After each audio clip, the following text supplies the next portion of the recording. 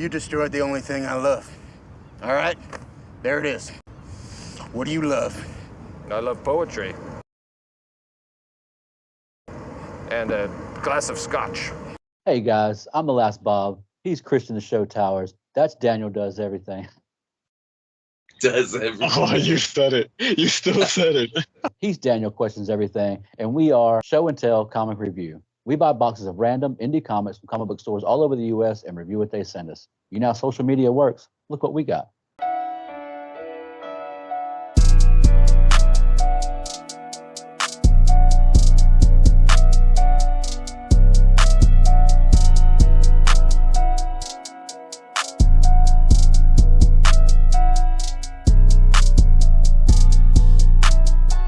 All right, guys. So as you can already see, we have a guest on our show. Well, not really a guest. He's actually going to be a permanent addition.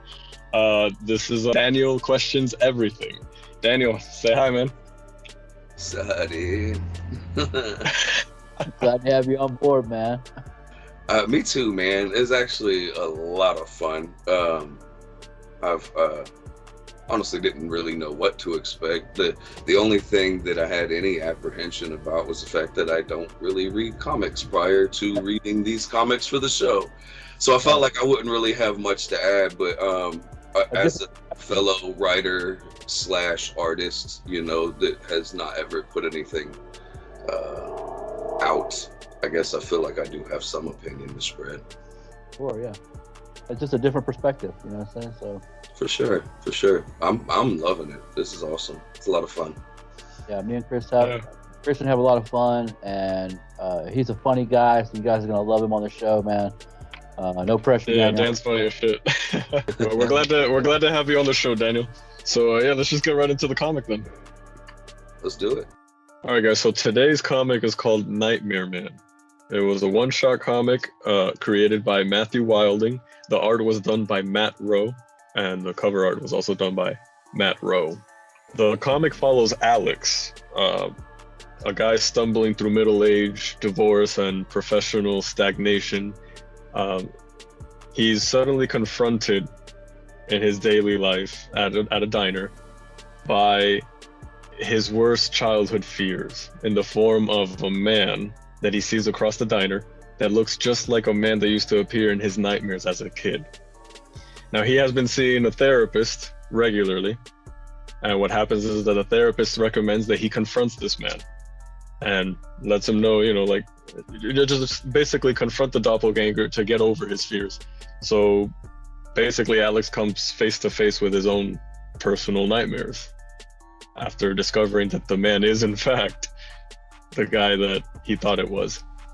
And so that's basically it. I mean, like, now that we know what it's about, Bob, take it away, man. I love this comic, man. I'm gonna tell you, the part where he's sitting down talking to the therapist or whatever, you know, whatever. But when he sits down and starts talking to this dude, this real life, literal demon of his, and the conversation that takes place at this table in this freaking coffee thing, it's 7 o'clock in the morning, is probably one of the most compelling conversations I've read in a comic in my whole life. I thought it was excellent. And I'll tell you, I sat down, when he sat down to talk to this dude, I thought, which I did know all the questions Alex was going to ask. He asked a few more that I didn't think of, but I thought I knew everything that Nightmare Man was going to say. I was completely wrong. Every time he asked that question, my mind thought of something. He answered in the most cool, laid back, chill, like, bro, like, I mean, like this guy got upset because he went on to other kids. Like, he was like, you don't even remember me. Like, dude, are you in love with this motherfucker? Like this really, I mean, I get it was traumatizing. It was very traumatizing for him, but I mean, he like, and Nightmare Man's just like, all right, bro, like, and the whole time I realized he's feeding on him the whole time. Because when he leaves the diner, he's like, now, what's for lunch? He fed on the dude the whole time. He was sitting there, and it just occurred to me. I was like, oh my God, this is such a brilliant comic, man. Even more than just through that conversation, he had been feeding on him. He'd been feeding on him ever since he started seeing him in the diner. Right. He'd still be showing, oh, you haven't came since I was 14. Oh yeah, every morning. Yeah. He wanted a different sandwich. He just changed his tactic. It seems like he was still present the entire time, his whole life, tormenting this dude and slowly feeding off of it. Right. It was cool. Yes. Yeah, I like it, man. I like the whole thing. What do you think? Yeah, I totally agree, man. Because everything about it was almost just perfect. Like, after I finished reading it, like, because I had to read it like in front of you guys, so you guys were seeing like my genuine reaction. Yeah, I'm over here like going, oh my god, wow, what the fuck, like, like I wasn't expecting it to be this good. I think it is what it is. I mean, you know me, I like to break it down into, you know, what is it, like the art, character, world building, you know, and then the visual storytelling. I'm a big stickler on that one. I love visual storytelling, and this comic had it, I mean, top tier. It was really good. The flow of the panels, the movement on the pages, even though, again, it's a very standard manner, you know, there weren't any off-kilter comics panels. There weren't any off-kilter panels, you know, trying to show these weird, bizarre angles. It was a very realistic, happens in the everyday world kind of comic. Yeah, yeah. And that ties into the world building. They made it very relatable, you know. Yeah. Like, the conversation was a kind of conversation they reacted the way real people would react. Like, you would expect Alex to react the way he did to the way Nightmare Man, because he wasn't like in your face. He was doing what you do to bullies. You know what I mean? Just like, yeah. Dude. And I loved that they, I love that they played with like because you could tell they were implementing a lot of Freudian psychology, especially dream interpretation. Yeah, you know, and by doing that, they were really playing around with like the human's ego and why humans are the way they are, like how they started making, you know, comments about like, when he told them, it's like, you know, why do you appear in this form? You know, like you can be anything. It's like, this is how monsters appear nowadays. I'm like, oh shit. Right. Yeah. Yeah, I was gonna say that page, like right here.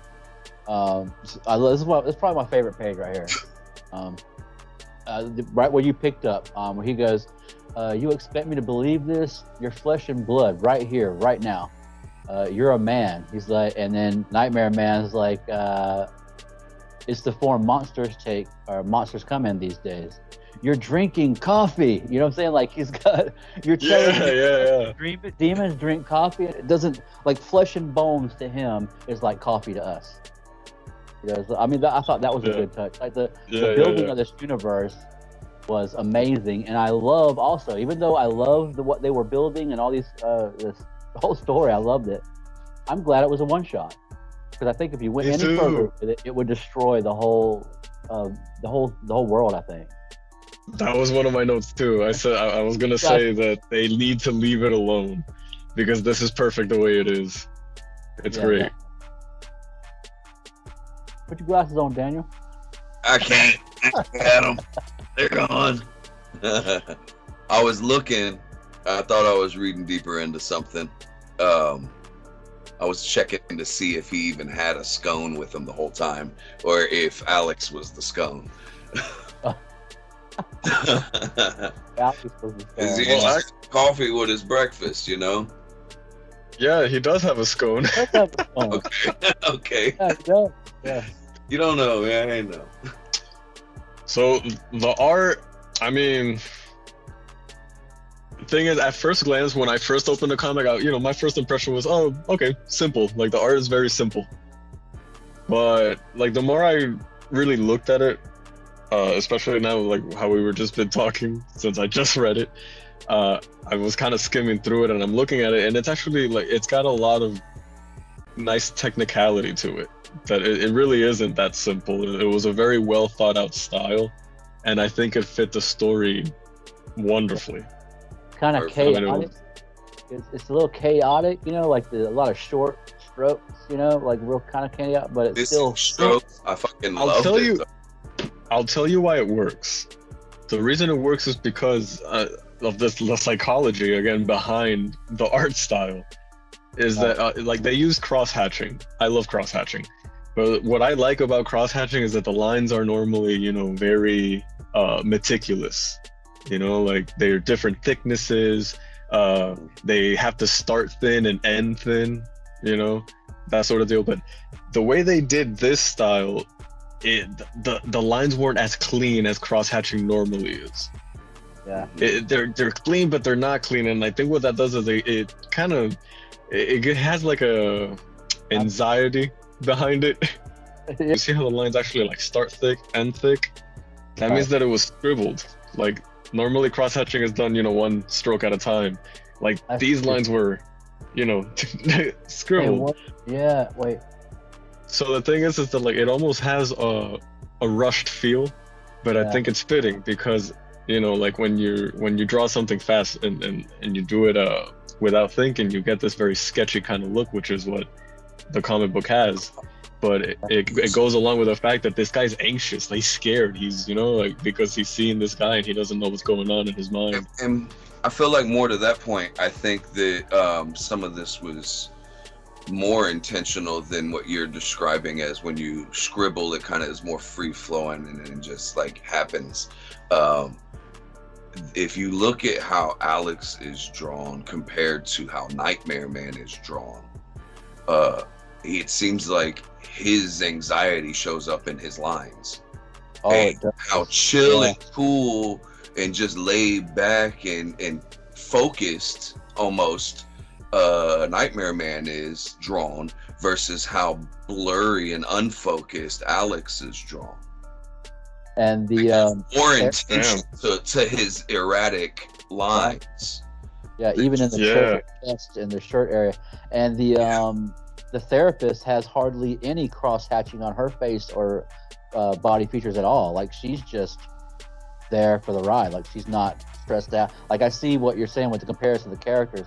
And she's also one of those that don't have much compared to what he has and what Nightmare Man has. It's a good observation, Dan. I didn't notice that. Yeah, no, that's a very good observation. I'm looking at page 17, and what you're saying is absolutely right. There's a panel where they have you know, Nightmare Man, and they have Alex right next to him, and it's uncanny. Check out page 1 where he's sitting in the office, and there's a lot of that going on, like on his forehead and the shading across his face and down his neck. And it was actually the first thing I noticed was how crazy looking he was drawn. His beard wasn't completed. Everything was just blurred and like I said, unfocused. Right. Like he seems to be. Mm-hmm. Focused on one thing. Right. But you go to page 20 is my favorite artistic page. And all of that is super crisp, clean lines. Everything's just really cool page. Talk about the red one. It's like a red page. Yes. Yeah. That red smoke all around him. Yeah. Page 21 was another one of my favorites, and it was really only because of that red line that cuts across 3 separate panels. Yeah. It creates a flow on the page. Bro, it's so cool, and it drew me. Yeah. It really fucking caught my attention. That's a visual storytelling trick. Right. That's, you know, it's like creating that flow on the page so that the mind automatically processes the panels in this order. It's 3 separate panels and 3 separate shots, and it still has that one line cutting through all of them. That was a cool little feature too. I like that. But page 20 was fucking dope. That was really cool. Yeah.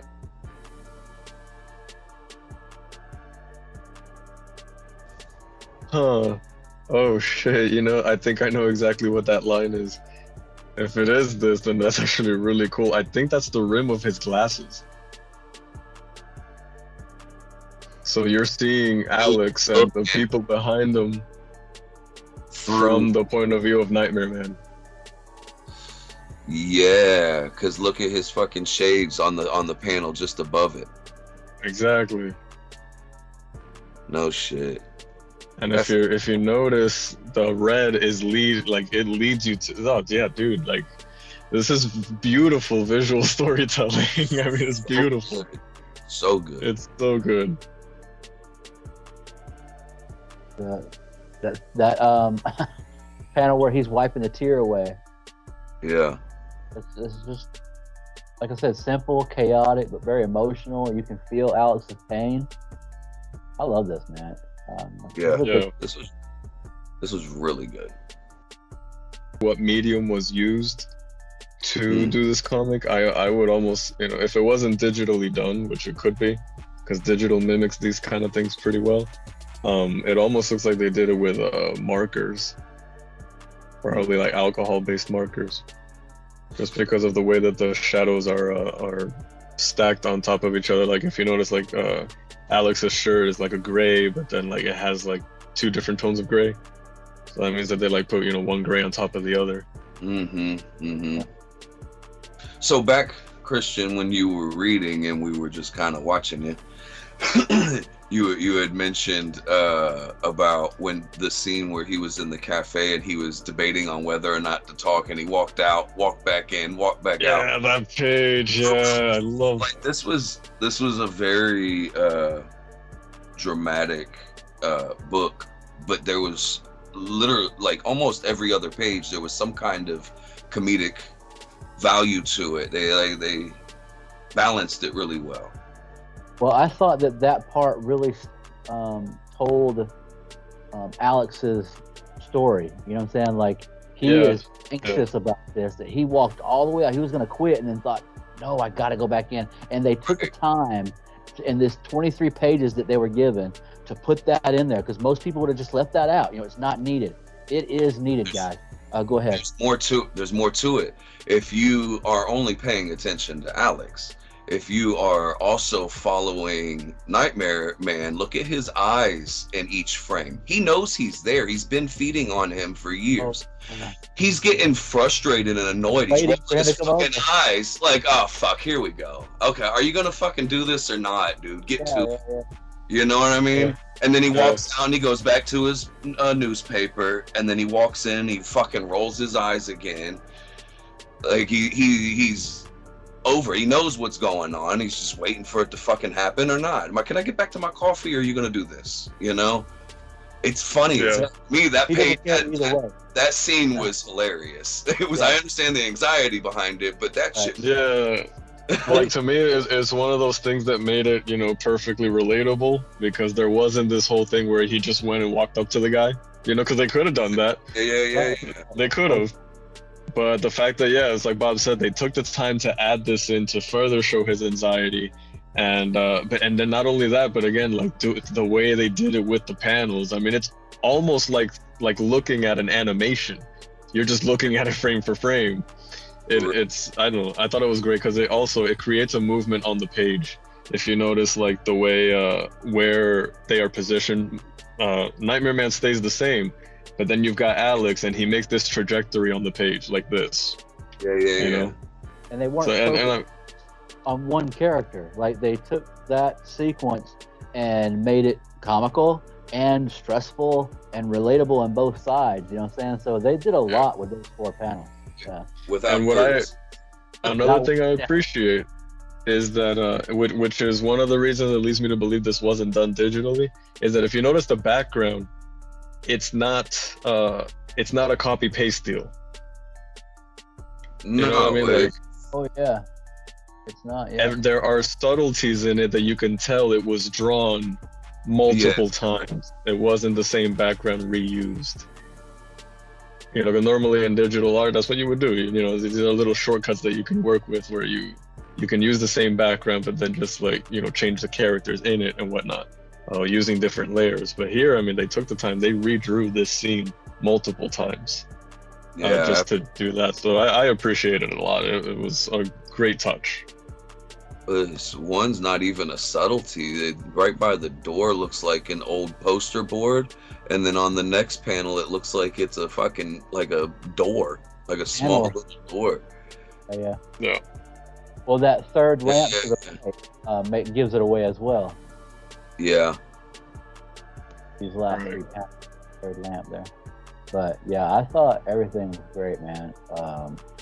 Like you can even read the Boston, what does that say? Boston Globe.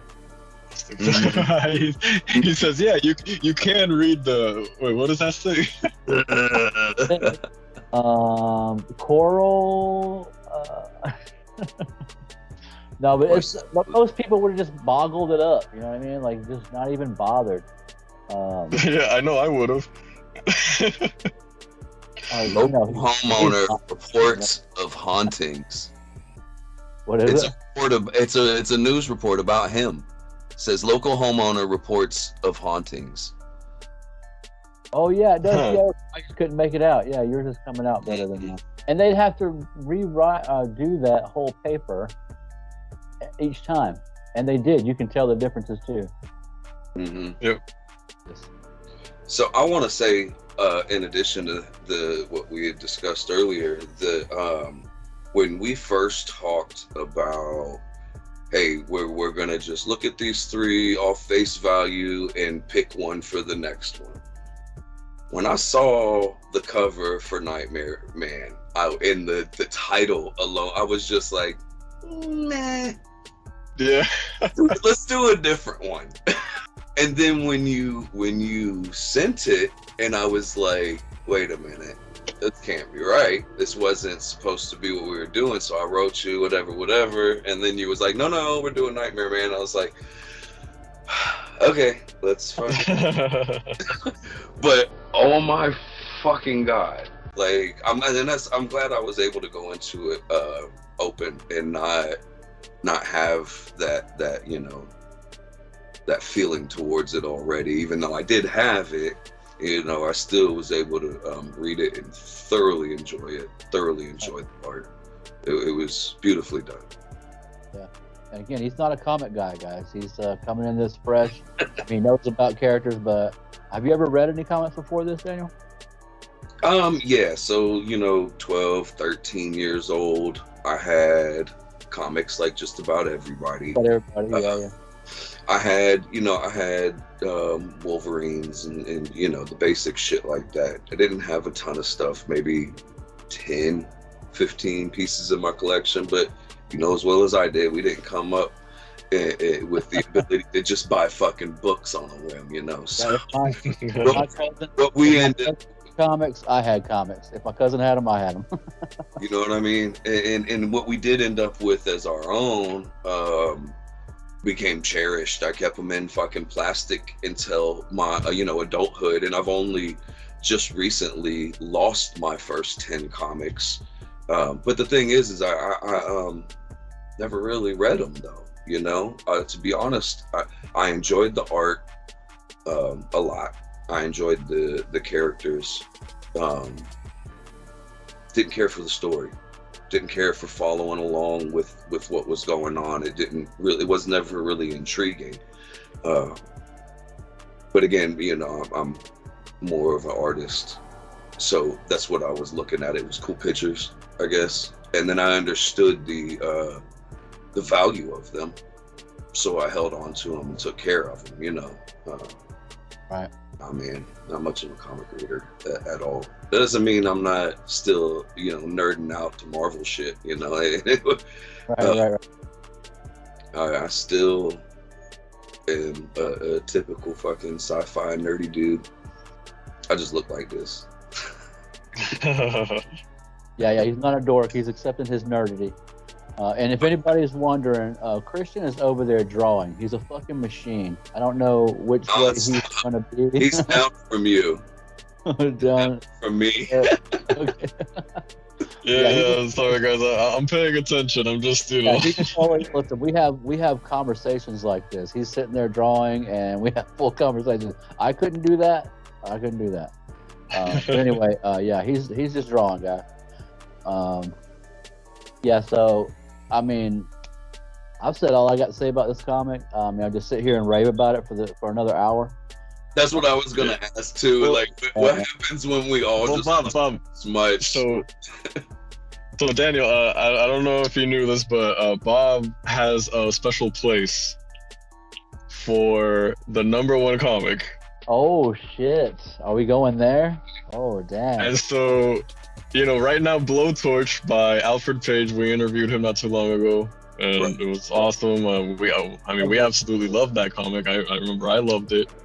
Now, Daniel hasn't had a chance to read it. Yeah. That's, But I watched. so, my question to you, Bob, is on a scale from Ash to Blowtorch, where does this comic fall?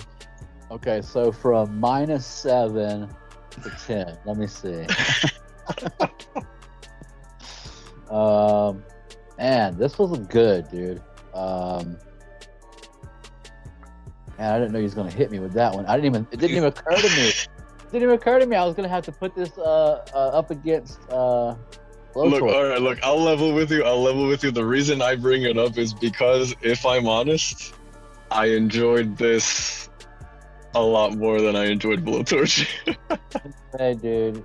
Oh man, yeah. Like it's just the way it was put together, the design of it and everything. It worked. It worked in such a satisfying way to me that like I had to put it up there. This is my favorite so far. Two totally different stories. Both of them are great, and I loved every aspect of both of the comics, man. Right. I'm sorry, Alfred, man. I'm gonna have to go with Christian and put this one up the top spot. Daniel, again, he hasn't been able to read the comics, so it don't matter. So we don't need a tiebreaker. I will say though, I wanted to say that just because I didn't read comic books doesn't mean that I'm unread and I don't read books themselves. And to have read this one as a comic book didn't read like a comic book. You know what I mean? This is why the problem that I had with comic books before, was not present with this. This was very intriguing and had me immersed in the story. Like I loved it. It was more like reading a proper book with dope ass pictures with it. Yeah, I mean, at the end of the day, yeah, like it is apples and oranges. Blowtorch is one type of story. This one is a completely different type of story, but still, it's just like the levels of enjoyment. I loved Blowtorch. It was really fun to read. And it was very well done. So, I mean, still, I would still shout it out, guys. If you haven't read Blowtorch by Page One Comics, check it out. It's awesome. Absolutely awesome. It's the thing is, as far as the enjoyment of the comic, I mean, like, I read this one very last minute, but still, I mean, even though I was reading it fast, I was immersed. I wanted to know, and it kept me there till the end. And by the end, I was satisfied with what I read. I didn't need any. I'm glad it's a one shot. I'm glad it's a one shot. I think any more would ruin it. I think it's just good. Like there's some of those movies, like for me, Nobody with Bob Odenkirk. If they make a Nobody 2, it's gonna ruin it. I just don't right. Person, man. For Daniel's sake, and for those viewers that are just joining us, Blowtorch was a ground level Patrick Swayze-esque Roadhouse type story, and that's what Alfred was going for, and man, they fucking pegged it, man. They hit it right on the head. But again, I enjoyed this one, man, better than I did that one. Not to say anything bad about Blowtorch, but this comic was the shit, dude. Roadhouse. Roadhouse. So that's it, guys. We all recommend. I recommend you go buy this comic. Anyway, that's it, guys. That's it, guys. I don't know what the fuck we're doing next week, so we'll see you then. See you guys. Daniel's like, oh. That's unorthodox. Listen, we mustn't compare ourselves to regular people.